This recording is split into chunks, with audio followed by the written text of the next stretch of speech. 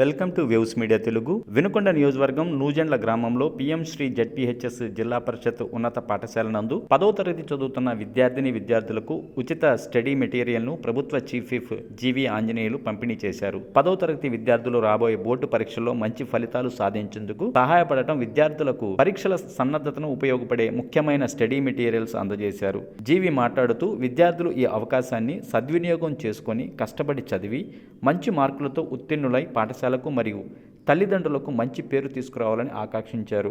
ఈ కార్యక్రమంలో నాయకులు, అధికారులు, ఉపాధ్యాయ సిబ్బంది తదితరులు పాల్గొన్నారు.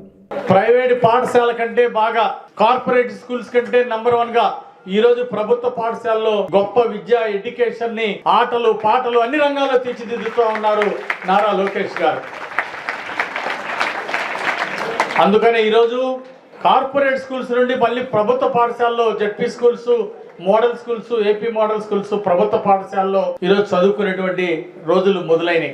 ఇంకొక విషయం చెప్తున్నా, గత ప్రభుత్వంలో జగన్మోహన్ రెడ్డి ప్రభుత్వంలో గతంలో వైసీపీ పాలనలో 117 అని జీవో తీసుకొచ్చారు. చాలా స్కూల్స్ మూతేపించారు. ఎలిమెంటరీ స్కూల్స్ చాలా స్కూల్స్ మూతేపించారు. ఆ పిల్లలందరూ పక్కూరు వెళ్ళి చదువుకోలేక స్కూల్ మానేశారు. అట్లాగే కొంతమంది ప్రభుత్వ పాఠశాల నుండి 10 లక్షల మంది విద్యార్థులు ప్రభుత్వ పాఠశాలలో మానేసి ప్రైవేట్ పాఠశాలకు వెళ్ళిపోయారు. ఆ విధంగా ప్రభుత్వ పాఠశాలకి చాలా నష్టం జరిగింది, విద్యార్థులకు తీరని నష్టం జరిగింది. గత ప్రభుత్వంలో దుర్మార్గ జీవో 117 జీవో వలన విద్యార్థులు ఎంతో నష్టపోయారు. అట్లాగే ఇదిగో మన ఎదురుగా ఉందో బిల్డింగ్, 5 ఏళ్ల పాలనలో ఇలాంటి బిల్డింగ్ ఒక్కటి కూడా కట్టడానికి చేతగాని అసమర్థ ప్రభుత్వం వైసీపీ పాలన, గత పాలన. వాళ్ళకి సిగ్గు లేదండి. అర్థమైందా? అంటే ఒక మంచి పాలన ఇద్దామనే ఆశ లేదు.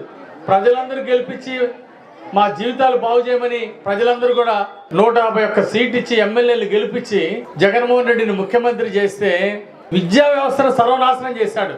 అట్లాగే ఈ దేశంలో అవినీతి పరుడైనటువంటి మరి మాజీ ముఖ్యమంత్రిగా, ప్రపంచంలోనే అత్యంత దోపిడీ చేసినటువంటి వ్యక్తిగా, రాజకీయాలను అడ్డం పెట్టుకొని ప్రజలిచ్చిన అధికారంతో కూడా 1000 కోట్లు దోపిడీ చేసినటువంటి వ్యక్తిగా జగన్మోహన్ రెడ్డి చరిత్రహీనుడిగా మిగిలిపోయాడు.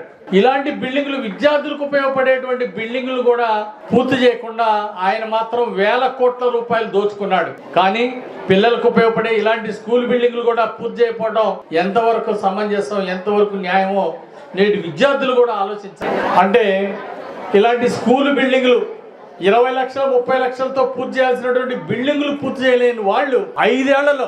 అట్లాగే అక్కడ వినుకొండలో ఒక ఎస్సీ రెసిడెన్షియల్ గురుకుల పాఠశాల ఉంది. ఆ ఎస్సీ గురుకుల పాఠశాలలో తెలుగుదేశం ప్రభుత్వం 2019లో నిధులు ఇస్తే ఆ బిల్డింగులు కట్టడానికి, పిల్లలకి డార్మెంటరీ రూముల కోసం నిధులు ఇస్తే 5 ఏళ్ల పాలనలో పూర్తి చేయలేకపోయారు. ఆ రోజు చంద్రబాబు గారి పాలనలో కొన్ని బిల్డింగులకు నిధులు ఇచ్చిన 5 ఏళ్ల వైసీపీ పాలనలో అవి కూడా పూర్తి చేయలేదు. కాబట్టి విద్యార్థులందరూ